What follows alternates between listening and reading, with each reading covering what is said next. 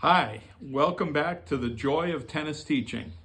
I'm Dan Obashan, and I want to thank those of you who watched last week's video and responded and told me what you like about tennis teaching. We're going to let it run a little longer to get some more feedback before we follow up on that idea. Also, somebody commented on my Australian Open hat, which I'm wearing again today in honor of the Australian Open. Hope you've all been watching. There have been some amazing matches, and it's just been a great tournament.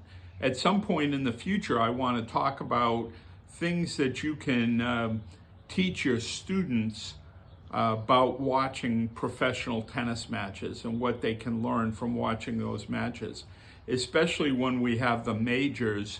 There's such extensive coverage that you can really turn it into a teaching opportunity.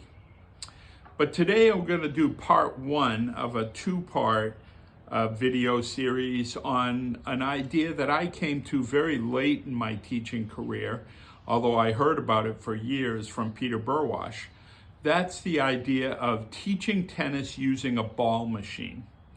Using a ball machine is an excellent tool to help your tennis teaching. And as I said, I came to it pretty late in my career. Like many pros, I didn't want to be hassled with setting up the ball machine and having to do the drills on that. And it was really kind of a lazy attitude. It's very easy to just say, I can feed the balls and make the ball go where I want, and I'm in control of the lesson more then.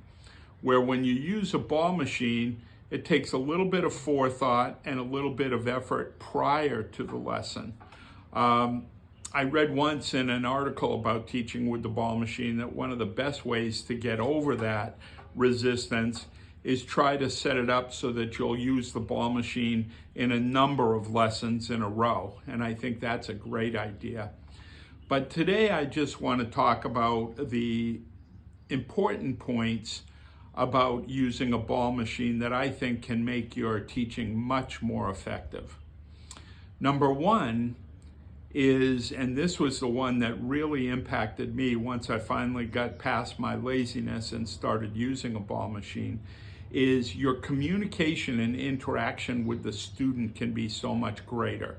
You can get very close to the student and watch them hitting, and you can jump in and demonstrate, or you can talk to them about what they're feeling and what they're doing with the ball machine. That's probably one of the greatest strengths of the teaching with the ball machine, is you can increase the interaction with the student and make it much more personalized lesson. One of the things that I would strongly suggest is keep it simple. The problem that I have with most ball machines today is they're kind of competing with each other to see who can do the most bells and whistles, who can set up a ball machine to do the most things. Well, let me tell you, if you have the ball machine shooting to 6 different places with 5 different speeds and 2 different spins and all that height, you're going to create a drill that's just impossible for your student to accomplish. I would certainly be more in line with a ball machine that can just shoot to one place and a speed that I can control easily and a depth that I can control, and get a very consistent feed to that same space. One of the things that you can do is then you can have the student move if you want to incorporate more movement into the lesson. The ball doesn't have to move. You move the student and you'll get the same result as if the ball was moving, but you'll have much more control of it. A lot of times people will ask me, well, how do I get the best use out of a ball machine if I'm practicing on my own? And the things that I tell students are the same things I would tell you as a teacher. Make sure that you have a target for the person hitting. What I mean by that is, let's say the ball machine is shooting to the forehand. and you want them to practice cross-court forehands at the beginning of the lesson. Make sure you have a very defined target. Is it deep cross-court? Are you using cones or other targets? If the student has a target, you'll get so much more out of that ball machine. And then once they start accomplishing that target, you can add a second target down the line. Now, can they do variation of direction? And now you're starting to get a lot out of it.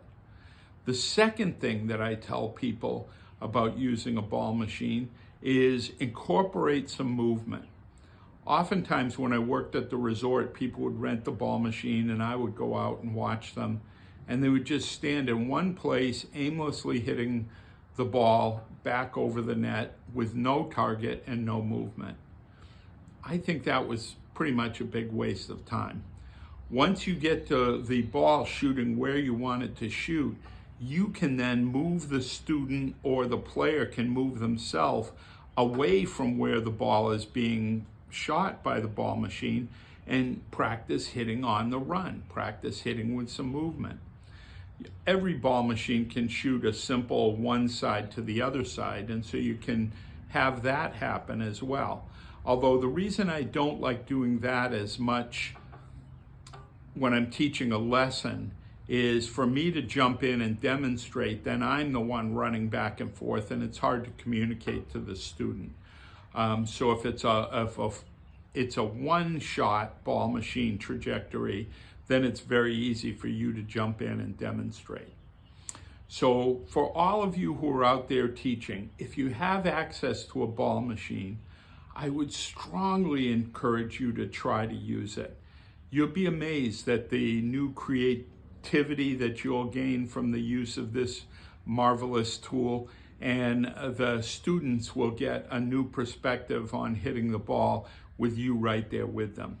So go out and give it a try, and next week what we're going to do is we're going to take our show on the road and go out and show you a lesson on the ball machine.